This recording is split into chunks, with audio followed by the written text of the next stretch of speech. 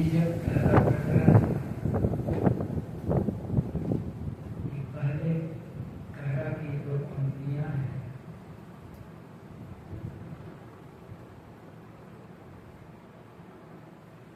मनोई कहो रहो मन मारे, खिजवा खीज न भूले, मानो मीत मितैयो न छोड़े, कमो गांठ ना खोले।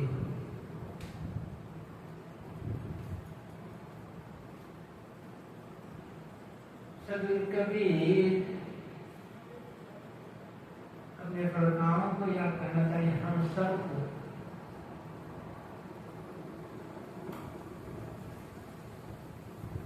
यह आदेश निर्देश देते हैं कि अपने मन को कह दो कि अपने आप को मार करके दे।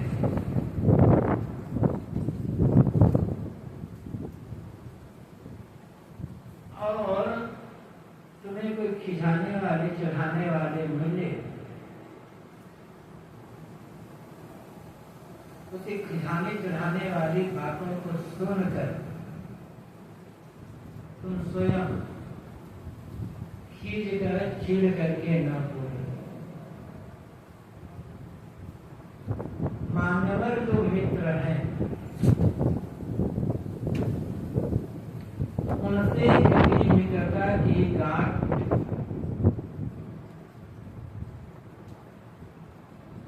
खोलो मत। मानो मानवर मित्र से मित्रता मत तोड़ो, मित्रता की गांठ मत खोलो, किंतु तुमसे मजबूती से मित्रता की गांठ बांध करके दूसरी पंक्ति, मानो मीत मितैयो न छोड़े, मानवर मित्र से मित्रता कभी मत छोड़ो। किसी भी साधक का जब किसी भी मत पर संप्रदाय का किसी शरण का मानने वाला साधक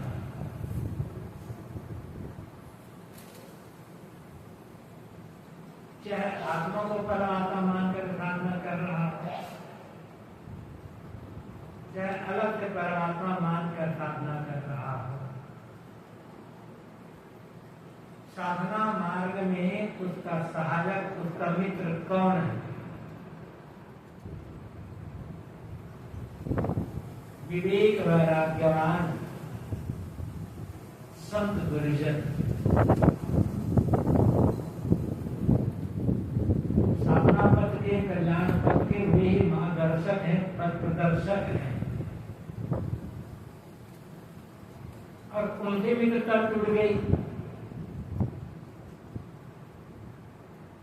तब और कौन सहायक होगा? साहब कहते हैं जैसी भी स्थिति हो उनसे मित्रता की गांठ कभी खोलना मत।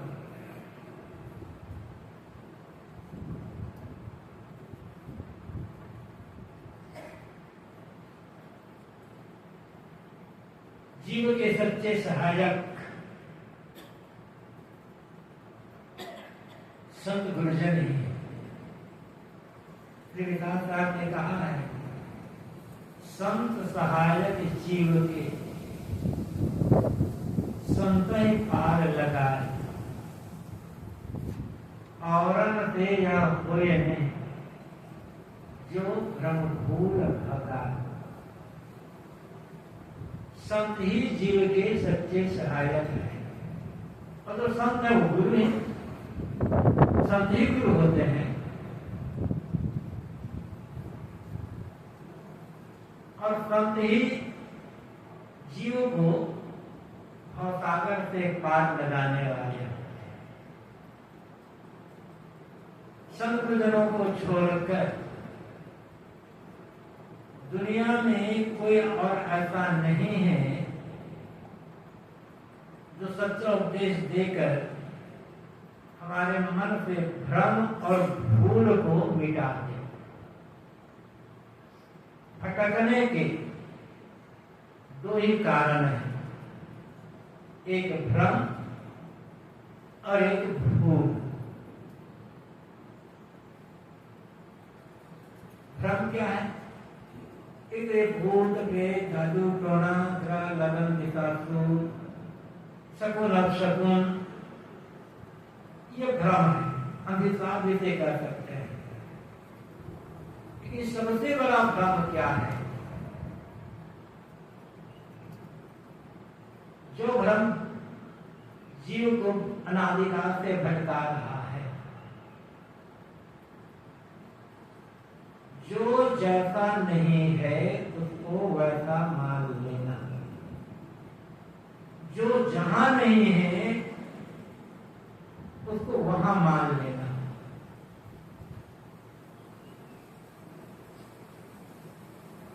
जैसे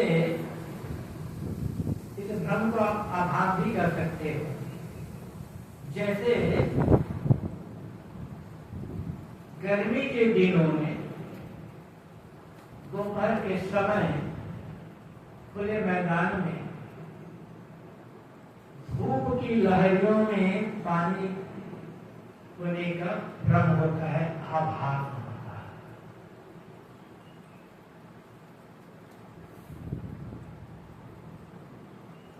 पानी वहां है नहीं, लेकिन दूर से देखने पर लगता है मानो पानी का अथाह सागर बह रहा है। क्या वो धूप की लहरियां? अब वहां पानी मानकर कोई प्यासा आदमी अपनी प्यास बुझाने के लिए उधर दौड़े तो क्या उसकी प्यास बुझेगी? उसकी आशा पूरी होगी? इसी को कहते हैं मृत तृष्णा। प्यासा हिरण गर्मी के दिनों में प्यास से व्याकुल होकर पानी खोजता है। जंगल में तो पेड़ पौधे रहते हैं, छाया रहती है, जंगल से बाहर निकलता देखकर खुले मैदान की तरफ लगता पानी सागर ला रहा है, दौड़ता है और जितना दौड़ता है वो सागर उतना दूर होता चला जाता है। प्यास से व्याकुल होकर तड़प के हिरण गिरता है और मर जाता है। वहां आभास है पानी का, केवल भ्रम है। इसी प्रकार आप नाम कुछ भी ले लो,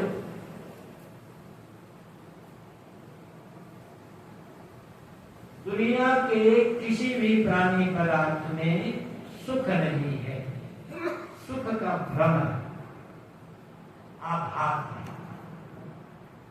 लेकिन हम सुख मानकर दुनिया के प्राणी पदार्थों को जितना पकड़ते जाते हैं, भोग करते जाते हैं, उतना ही हम और भ्रम में उलझते चले जाते हैं। आदत बिगड़ जाती है और फिर छोड़ने का। जैसे आग गर्म होती है, किसके लिए गर्म है आग? दुनिया के हर मनुष्य के लिए, हर प्राणी के लिए आग गर्म होती है।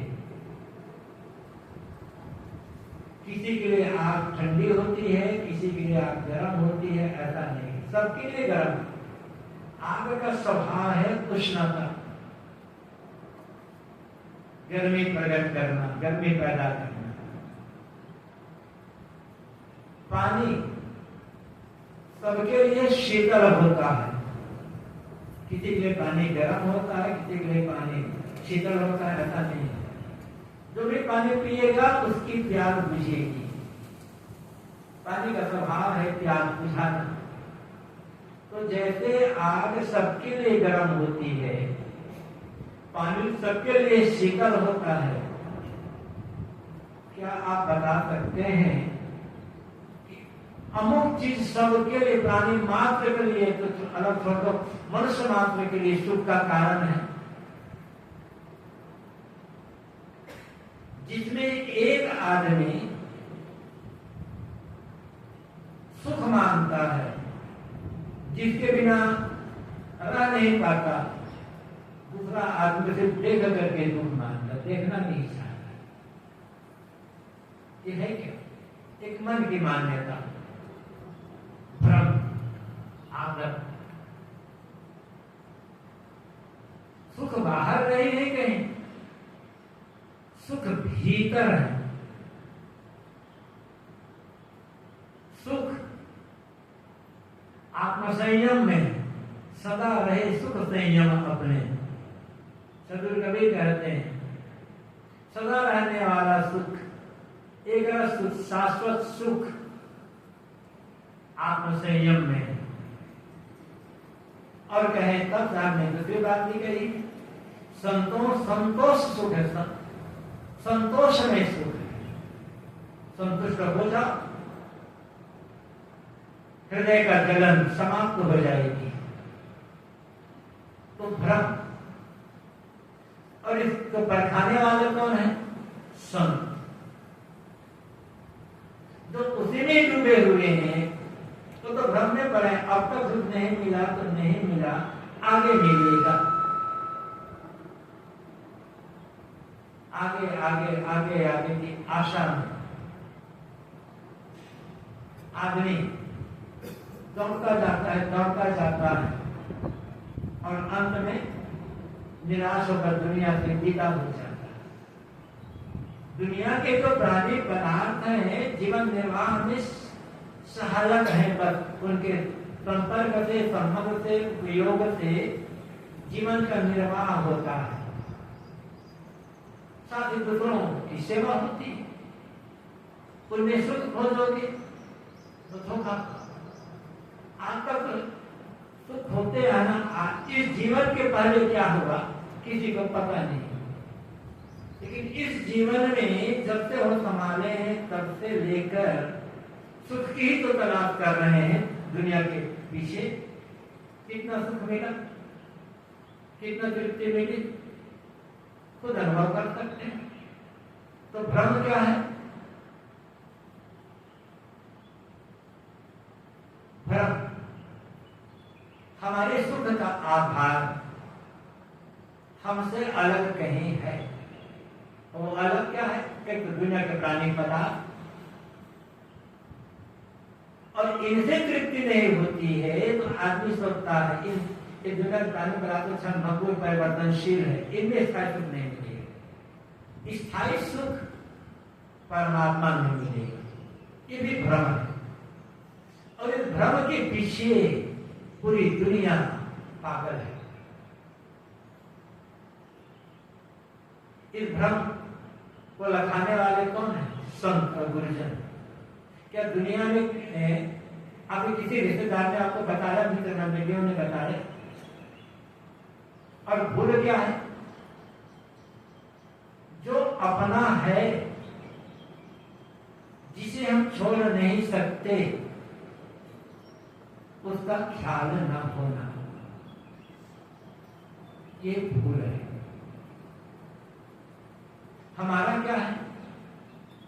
हमारा अपना आपा है, हमारा अस्तित्व है, हमारी चेतना है, और उसका कभी ख्याल ही नहीं, हम उसको भूल गए।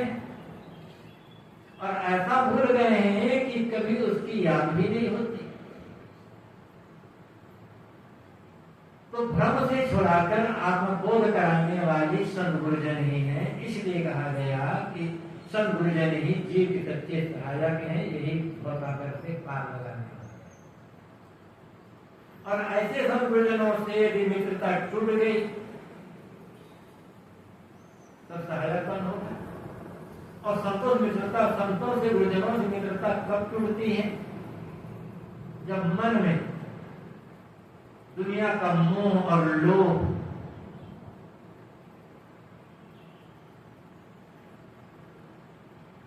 आकांठ होकर के भर जाता है। जितना लोभ मोह मन में हावी होता जाएगा, उतना साधना से मन विमुख होता जाएगा, और साधना को की तरफ निर्देश करने वाले सब गुरुजनों की बात कड़वी लगती जाएगी, अनसुहाती लगेगी। और संतों को जब बात अनुवाद की लग रही है तब भी साधना मार्ग, कल्याण मार्ग में प्रगति कैसे होती है? साहब कहते हैं मानो मीत मितैयो न छोड़े, मानवर जो मित्र है, परम मित्र, उनसे कभी मित्रता मत छोड़ना और मित्रता की गांठ कभी खोलना मत, मजबूती से बांध करके। जीव का सच्चा मित्र कौन? मनुष्य का सच्चा मित्र कौन?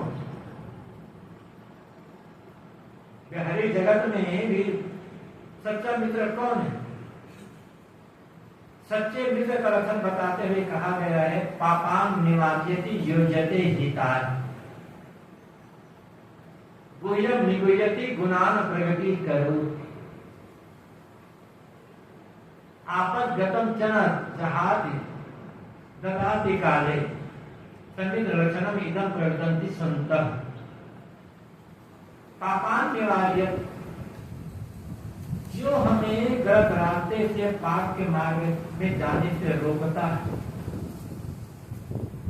कभी समझा कर, कभी डांट कर, कभी प्रेम से जैसा भी रोकता है। ये जते हिता है, जो हमें अच्छे मार्ग की सीख देता है, जो हमें कल्याण मार्ग पर प्रेरणा देता है, सन्मार्ग की प्रेरणा देता है, उसमें लगाने का प्रयास करता है, वो सच्चा मित्र। गुह्यम निगुह्यति, मित्र के दोषों को लोगों के बीच प्रकट नहीं करता है। कोई दूसरा कहता भी है तो उसे छिपाता है। छिपाने मतलब उसको दोष को बढ़ाता नहीं, मतलब ये ऐसा लगता है कि मेरे मित्र की समाज में निंदा ना होने पाए, इसका ध्यान रखता है। गुणान प्रगति करो, और मित्र में कोई अच्छाई है, कोई सद्गुण है, उसको लोगों के बीच बताता है। देखो अमुक मेरा मित्र कैसा है, कितना सुंदर स्वभाव है, कितना मीठा बोलता है, कितने सेवा करता है, कितना दया है, कितना धैर्य, कितना साहस है, इसको समाज के लोगों के बीच प्रकट करता, फैलाता है। आपद्गतम चन दहाति, आपत्ति पड़ने पर साथ छोड़ता नहीं, कंधे से कंधे मिलाकर के साथ देता है विपत्ति के समय। और ददाति काले, अपने पास से कुछ दे, यदि आवश्यकता पड़े तो रुपये पैसे देकर या कुछ और देकर के सहायता करता है। ये है सच्चे मित्र का लक्षण। तो रुपया पैसा देकर, धन दौलत देकर, जमीन जायदाद देकर, मठ मकान देकर तो सहायता करने वाले बहुत मिल जाएंगे, लेकिन गलत मार्गों से रोकने वाले, गलत कर्मों से रोकने वाले, पापों से बचाने वाले और कल्याण मार्ग की तरफ प्रेरणा देने वाले तो केवल संभोजन ही है ना, वही हमारे मित्र। ये सत्य। और ऐसे जो हमें गलत मार्ग से रोक रहा है, अच्छे मार्ग पर प्रेरणा दे रहा है, उसको हमने बैरी मान लिया, उससे मिलने जुलना बंद कर छोड़ दिया, उसके संसार आना जाना छोड़ दिया, तब दुख के गड्ढे में गिरने के अलावा और क्या बचता है? गुरु से मित्रता न छोड़ने का अर्थ क्या है?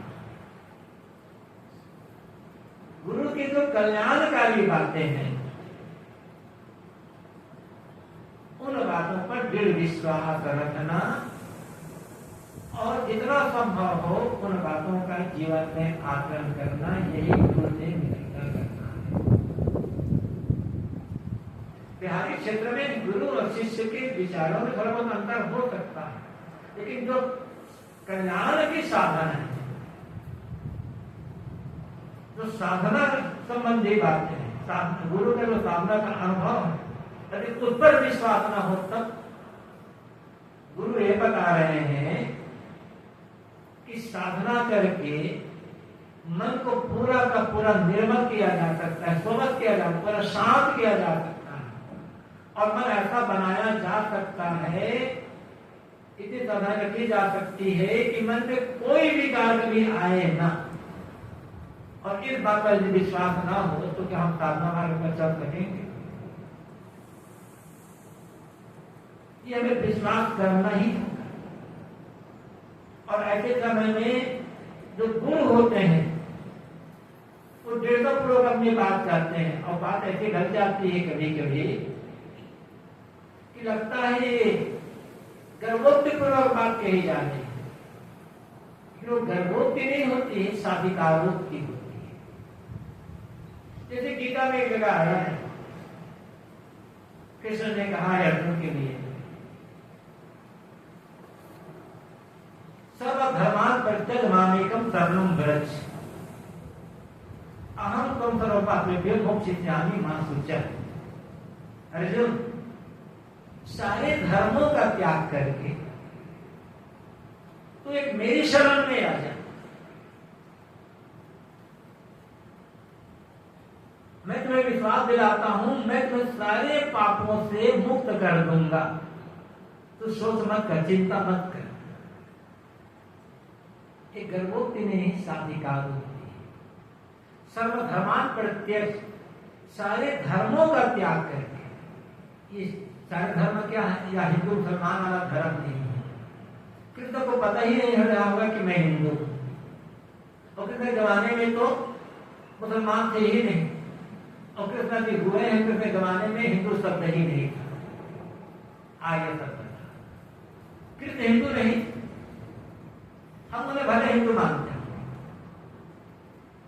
लेकिन कृष्ण अपने हिंदू नहीं कहा है कहीं। देख लो पूरा महाभारत, भागवत देख लो, हरिवंश पुराण देख लो, ऋग्वेद देखो, उपनिषद देखो, जहां भी कृष्ण की चर्चा आई कहीं ने उन्होंने नहीं कहा कि मैं हिंदू आए हैं।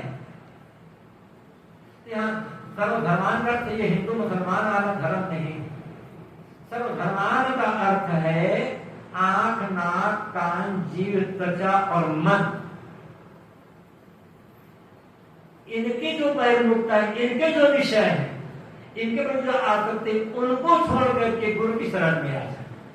मेरी शरण मतलब गुरु की शरण में। अगर इंद्रियों के असंयम का त्याग करके गुरु शरण में आ जाते हैं, और गुरु कुत्ते का पालन कर, गुरु का कुत्ते कर ही देंगे ना। कबीर साहब ने कहा है, साधु संत तेई जना जिन मानव वचन हमारा, वही साधु हैं, वही संत हैं जो मेरी बातों पर विश्वास रखते हैं। प्रथम देखना पड़ेगा, तो लगता है ये गर्भोक्ति नहीं, साधिकारोक्ति। अच्छा, अनंतर भी कहा तो तैसो तुमान हमारी सेवा को कहराज देव हो देवा, ऐसी तू मेरी सेवा को स्वीकार कर ले तो मैं तुम्हें स्वर्ग स्थिति का राज्य दे सकता हूं। इसीलिए साहब कहते हैं, मानो मीत मित्र ये न छोड़े। मानवर जो मित्र है, सदगुरु संत, उन पर पूर्ण विश्वास रखना, उनसे मित्रता बनाए रखना है। अपने मन पर विश्वास नहीं, गुरु के मन पर विश्वास। मैंने कहा कि जो साधना है, त्याग है, वैराग्य है, आत्मज्ञान है, यहां जब प्रसंग आ जाए तो अपने मन पर विश्वास नहीं, गुरु के मन पर विश्वास। गुरु के बताए रास्ते पर चलते जाए, कल्याण तो हो जाए। एक कहानी याद आ गई, याद भी होगी कहानी, पर फिर से याद करें। एक गुरु और शिष्य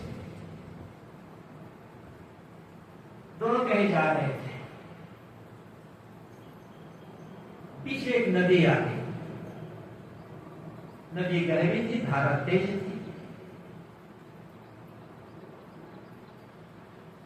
शिष्य नौसिखिया था, करना भी नहीं आता था। तो गुरु ने कहा,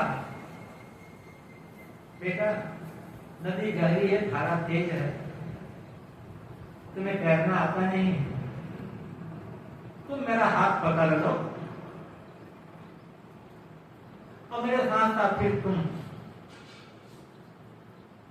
नदी से पार हो जाओ।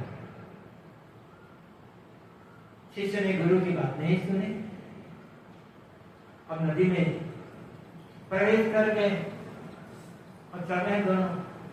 गुरु ने फिर कहा मेरा हाथ पकड़ लो, तुम अकेले ऐसे चलाओगे तो बह जाओगे, मेरा हाथ पकड़ लो तो मेरे हाथ को भी पार हो जाओगे। शिष्य ने फिर भी हाथ नहीं पकड़ा और नदी में पानी कमर तक आ गया। गुरु ने तीसरी बात भी यही बात कही, फिर भी शिष्य ने हाथ नहीं पकड़ा गुरु का और पानी गहरा होता चला जा रहा था। तब गुरु ने शिष्य का हाथ पकड़ लिया और शिष्य का हाथ पकड़ करके अपने साथ गुरु शिष्य को भी पार लगा दिया। अब दोनों चले गए, पार हो गए, कपड़ा बंधे चलने लगे। तो गुरु ने शिष्य से कहा, क्या तुम्हें मेरे पर विश्वास नहीं था? मैंने तुम्हें 3 बार कहा कि मेरे हाथ पकड़ लो, मेरा हाथ पकड़ लो, फिर भी तुमने मेरा हाथ नहीं पकड़ा। क्या तुम्हें मेरे पर विश्वास नहीं था? शिष्य ने कहा, गुरुदेव मुझे आप पर पूरा विश्वास था, किंतु मुझे अपने आप पर विश्वास नहीं था। मुझे डर था कि धारा तेज होगी, पानी गहरी होगी तो मैं आपका हाथ कब छोड़ बैठूं, मैं आपका हाथ पकड़े रहूं। मुझे ये साहब मुझे विश्वास नहीं था और मैं आपका हाथ छोड़ देता तो क्या होता, मैं डूबा जाता। मुझे आप पर विश्वास था, आपने मेरा हाथ पकड़ा, मैं समझ गया अब मैं कागज से पार हो जाऊंगा। ये है गुरु से मित्रता की कहानी। तो कल्याण के जो भी बात बता रहे हैं गुरुदेव, उन बातों पर पूरा विश्वास रखना, एक निष्ठ होकर उनके बताए रास्ते पर चलना। क्योंकि भवसागर में हमारा कोई सच्चा मित्र है, सच्चा साथी है तो गुरु ही। और गुरु छोड़ करके जितने भी मिलेंगे ना, सब कहीं ना कहीं भटकाने वाला, लेकिन गुरु भी सच्चे गुरु हो तब। और सच्चे गुरु की एक ही पहचान है, पूर्ण आत्मज्ञानी हो और सच्चे वैराग्यवान हो। ज्ञान और वैराग्य, गुरु के ज्ञान में और वैराग्य में कोई कमी नहीं है, फिर वो सच्चे गुरु है। आत्मज्ञान तो चाहिए, किंतु आत्मज्ञान और वैराग्य नहीं है तब काम नहीं करेगा।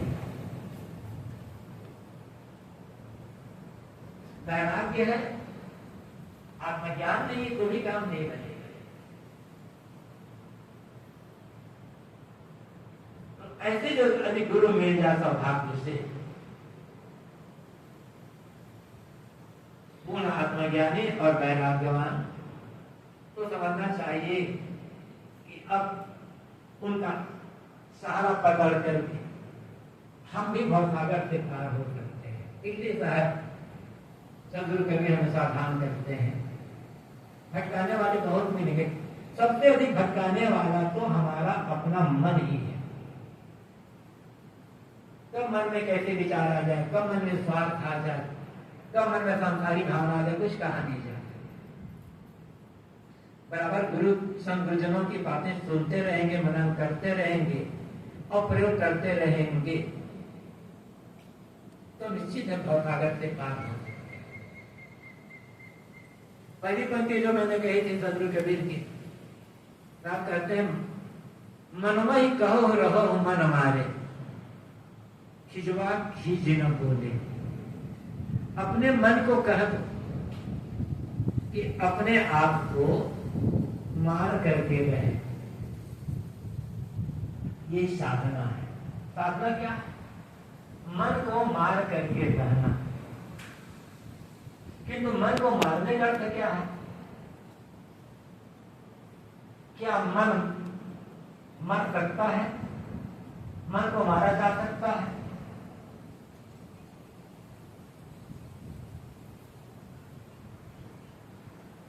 मन को मारने का अर्थ है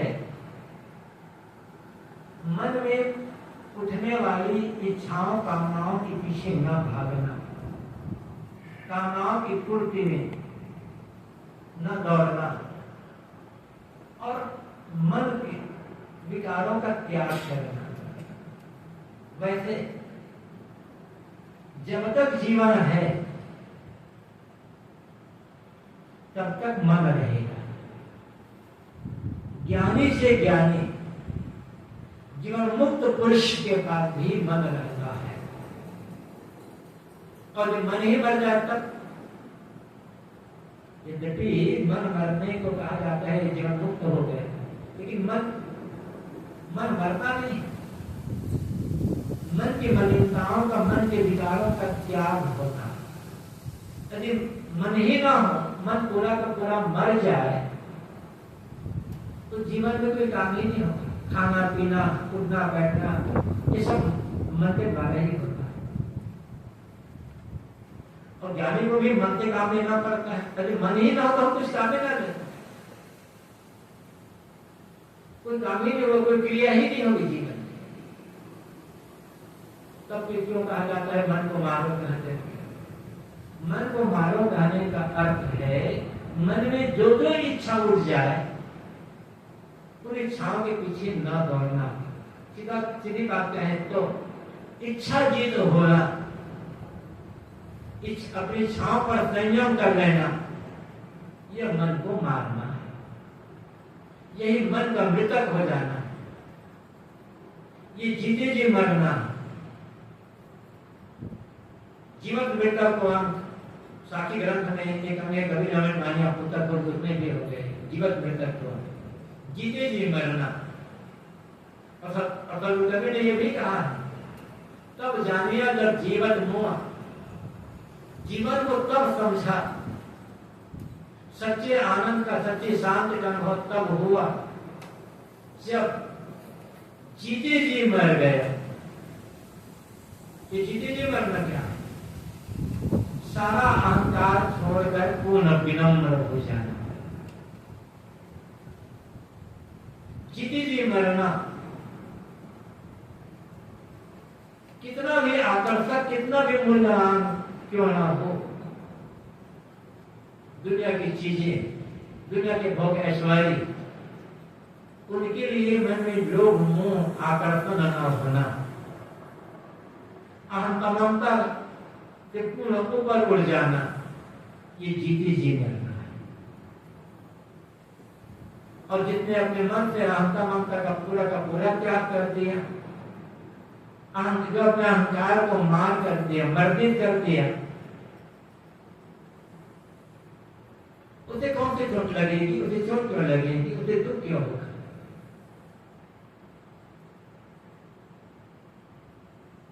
शरीर का निर्वाह होता रहेगा, उसके लिए सोचना नहीं पड़ेगा। शरीर निर्वाह के लिए आदमी परेशान नहीं। आदमी परेशान है, दुखी है तो मन की इच्छाओं की पूर्ति के लिए, और इच्छाएं ही आदमी को गुलाम बनाती है। और इच्छा का अर्थ क्या है? जो कभी पूरी ना वो उसे इच्छा करते हैं। पूर्ति आवश्यकताओं की होती है, भोजन, कपड़ा, निवास, रोग लग जाए तो दवा, ये आवश्यकता है। और कब में इसकी पूर्ति सबको हो रही है। ये बात अलग है कि कौन सूखी रोटी खा रहा है नमक के साथ, कौन सूखा भात खा रहा है नमक के साथ, और कौन मिष्ठान खा रहा है। इसका कोई बड़ा मूल्य नहीं। मूल्य है मन कैसा है। मन निर्मल है, मन में संतोष है, मन में संयम है, तो सूखी रोटी खाकर भी आनंद है। अपने मन में संतोष है, निर्मलता है, शासन का प्रेम, जगत विश्वास का व्यवहार है, फिर सूखी रोटी खाकर भी आनंद है। मन कितना इच्छा तृष्णा असंतोष है, मलिन बना हुआ है मन, साधों के लिए अविश्वास है, करुणा है। मेरा मिष्ठान खा करके सब तुम्हारे भगवत भवन लगा कर भी सुख नहीं मिलेगा। मेरा मिष्ठान उपलब्ध होता है, खा लो, उसके लिए कोई रोक टोक नहीं, लेकिन उसमें सुख खोजोगे तो फिर धोखा खा लो।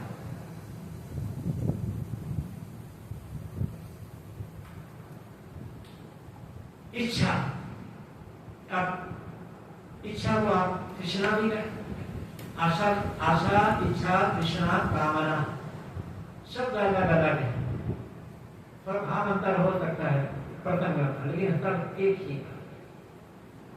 यदि मन में इच्छा ना होती तो कौन को होता, क्यों परेशानी होती? एक सूफी संत ने, साधक ने कहा है, सरापा आरज़ू होने बंदा कर दिया मुझको, मगर ना हम खुदा थे, कर दिले बेमुद दवा होते। सरापा, सर से पैर तक लिपटी हुई इच्छाओं ने, आरज़ुओं ने हमें गुलाम बना दिया। सरापा आरज़ू होने बंदा कर दिया मुझको, सिर से पैर तक जो इच्छाएं हैं, तमाम चीजों की इच्छाएं, इन इच्छाओं ने मुझे गुलाम बना दिया। मगर ना हम खुदा, अगर हम तो खुदा थे तो खुदा है कब जब दिले बेमुद दवा होते, यदि दिल में, मन में कोई मुद्दा, इच्छा, कामना, तृष्णा ना होती तो। इच्छा है मन में, कामना तृष्णा है, गुलाम है।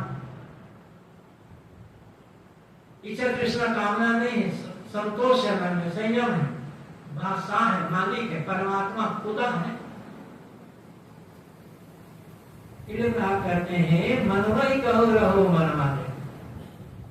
अपने मन को कहो कि अपने आप को मार करके रहे, संयमित रहे, शांत रहे, संतुष्ट रहे, तृप्त रहे, भोगों को देख देख करके ललचाए मत, किसी के पद, किसी की प्रतिष्ठा, किसी मान सम्मान को देख करके ललचाए ना। ये ललचाना दर्दता है, भीतर जितनी दर्दता होगी, विगत वर्तों देख देख करके आदमी उतना ललचाएगा। कौन साधु कौन गृहस्थ, इसका अर्थ नहीं है, अर्थ है किसके मन में कितनी दृढ़ता है। साधु वेदधारी हो, गृहस्थ वेदधारी हो, मन में असंतोष है, दृढ़ता, मन में असंतोष है तो समझ लेना दरिद्र है। और मन जो मिला है, प्राप्त समय शक्ति अनुसार परिश्रम कर रहे हैं, जो मिला उसमें पूरा संतोष है, समझ ले आप धनवान है, मालिक बनने की, मालिक बनकर के जीना, मन में असंतोष, तृष्णा, लोभ लालच का त्याग कर देना, ये मन को मारना है। आगे बात करते हैं, खिजवा, खिजी ना बोले। तुम ये मत समझना कि मैं साधक हूं,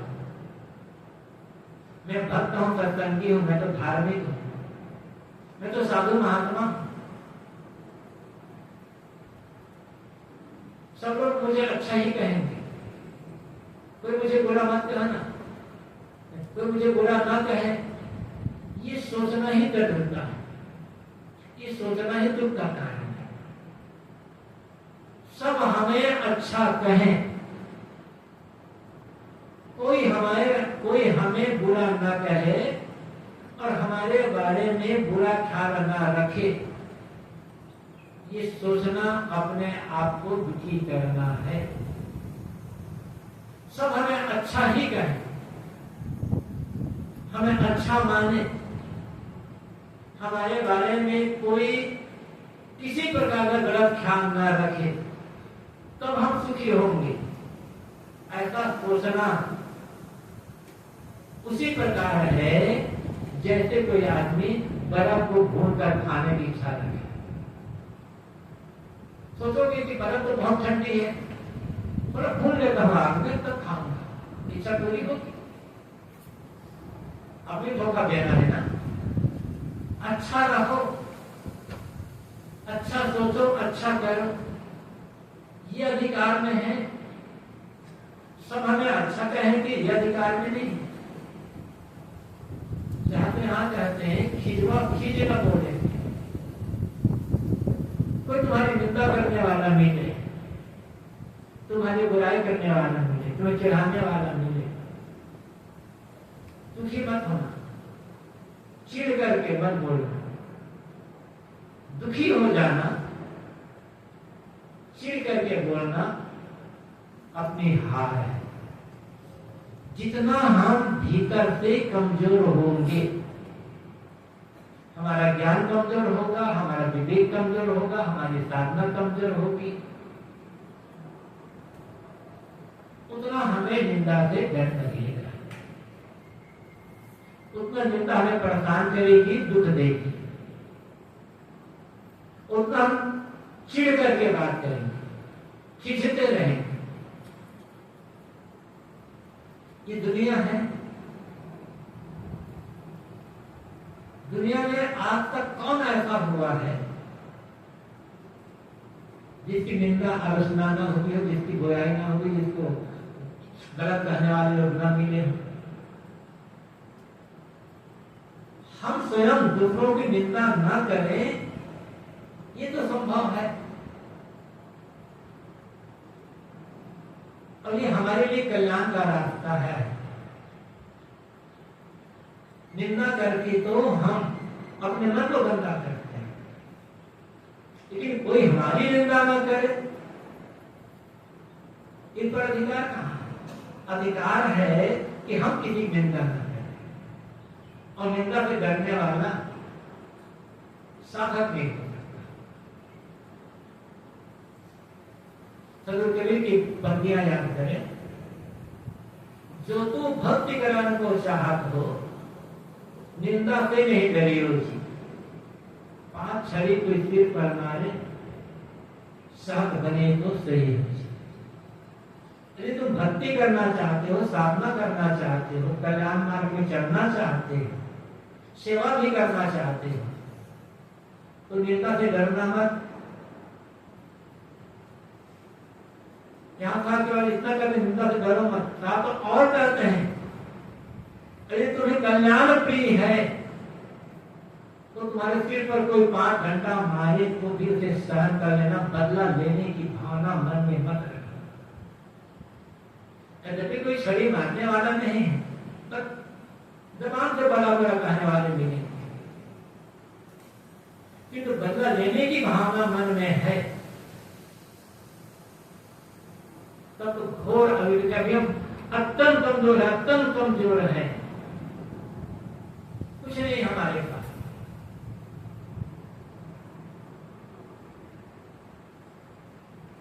ये साधना की, आप इसे साधना कहो, विवेक कहो, ज्ञान कहो, भक्ति या धर्म कहो, कुछ भी कहो, सबकी कसौटी है निंदा सुन करके मन का दुखी ना होना, विचलित ना होना, अंदर प्रतिक्रिया का भाव ना उठना।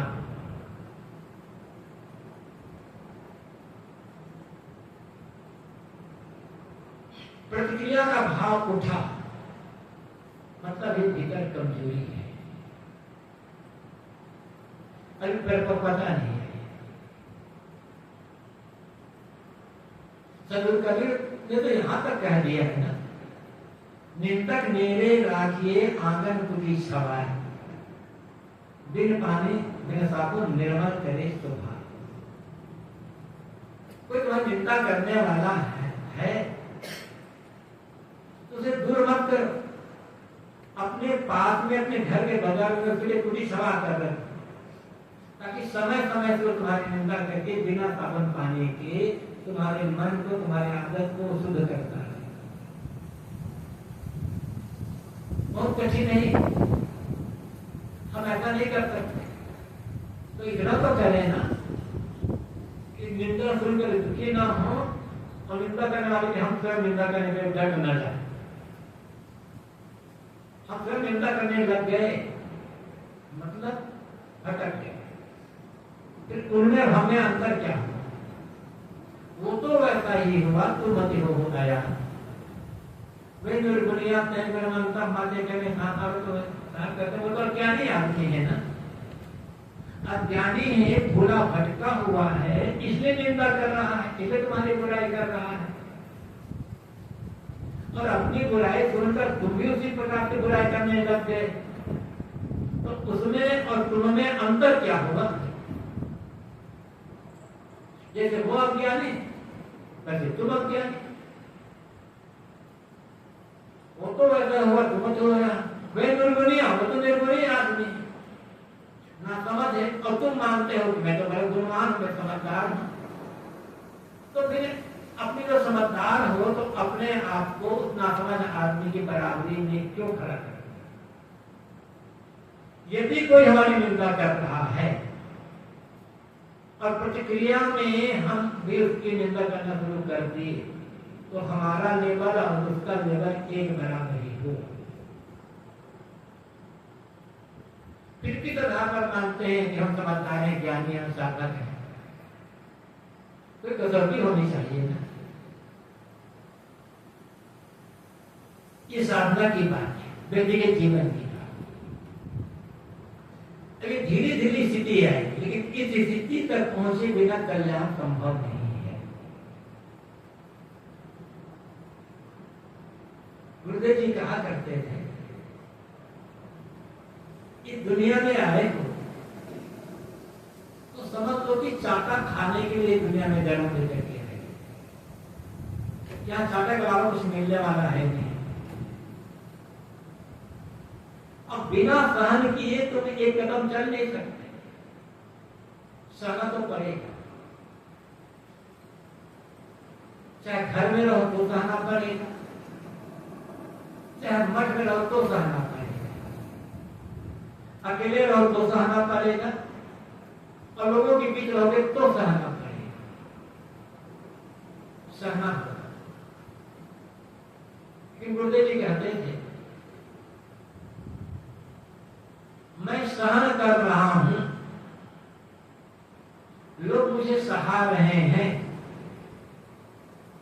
यदि ये भाव मन में है तो समझना भी साधना की कमी है। तभी लग रहा है कि मैं सहन कर रहा हूं। अपने आप को इतनी ऊंचाई पर उठाओ कि मैं सहन कर रहा हूं, ये भाव मन में आने ही ना पाए। बहुत मुश्किल है, लेकिन इस मुश्किल को साधना ही पड़ेगा यदि कल्याण चाहते हैं। इस ऊंचाई तक पहुंचे बिना कल्याण संभव ही नहीं है। कभी कहते हैं खिजवा खींच न चिढ़ाने वाले मिलेंगे बिना मतलब। और होता क्या है, मान लो कोई हमारी निंदा कर रहा है, हमारी बुराई कर रहा है, उस निंदा बुराई को देख सुनकर हम दुखी हो गए, तो निंदा करने वाला अपने उद्देश्य में सफल हो गया। वो यही चाहता था, हमें दुखी करना। अब हम दुखी हो गए तो हमारी निंदा खुश हो गया, क्योंकि अपने उद्देश्य में सफल हो गया। फिर वो बार बार निंदा करके हमें दुखी करता रहेगा और मजा लेता रहेगा।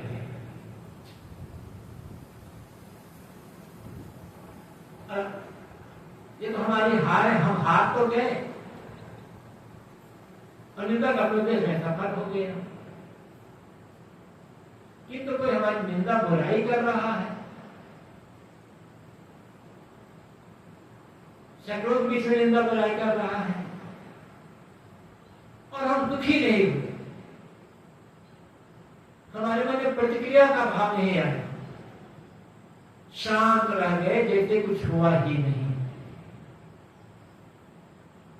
ये हमारी जीत होगी और हमारे व्यवहार से, हमारी शांति से निंदक हार जाएगा। तो अरे ये तो पता नहीं कैसे आदमी, तो आप कुछ भी कहो कोई फर्क नहीं पड़ता भैया, इसलिए कहना बेकार है, फिर वो निंदा करना छोड़ देगा। अपने कल्याण के लिए और निंदा से रास्ता बनाने के लिए रास्ता यही है। आप कहते हैं मनवा ही कहो रहो मन मारो। मन को कहो कि अपने आप को मार करके रहे, और चिढ़ाने वाले, खिंचाने वाले, निंदा करने वाले मिले तो चिढ़ करके, खींच करके बोलो मत, शांत रहो। यही मन को मारना है। कितनी प्रतिक्रिया, कितनी प्रतिकूलता आ जाए, विचलित न होना, धैर्य न छोड़ना, दुखी न रहना, शांत रह जाना, ये मन को मारना है। और ये जीते जी मर जाना, और ये दशा जीते जी कल्याण का अनुभव करना। आज नहीं तो कल इसी रास्ते से गुजरना होगा यदि बंधन में छुटकारा चाहते हैं तो, और पूर्ण दुख मुक्त होना चाहते हैं तो, और कोई रास्ता नहीं है। लेकिन इसके लिए प्रेरणा इस दशा में रहने वाले जो संत गुरुजन हैं उनसे मिलेगी। कि वे कहते हैं ऐसे जो विवेक वैराग्य साधना संपन्न शांत मन वाले जो सब गुरुजन है, उनसे अपनी मित्रता की बात छोड़ना मत, किंतु उसे और मजबूती से बांध कर रखना, ताकि उसके सहारे से तुम भवसागर से पार हो। थोड़ा समय है, 10 मिनट शांत होकर के बैठे।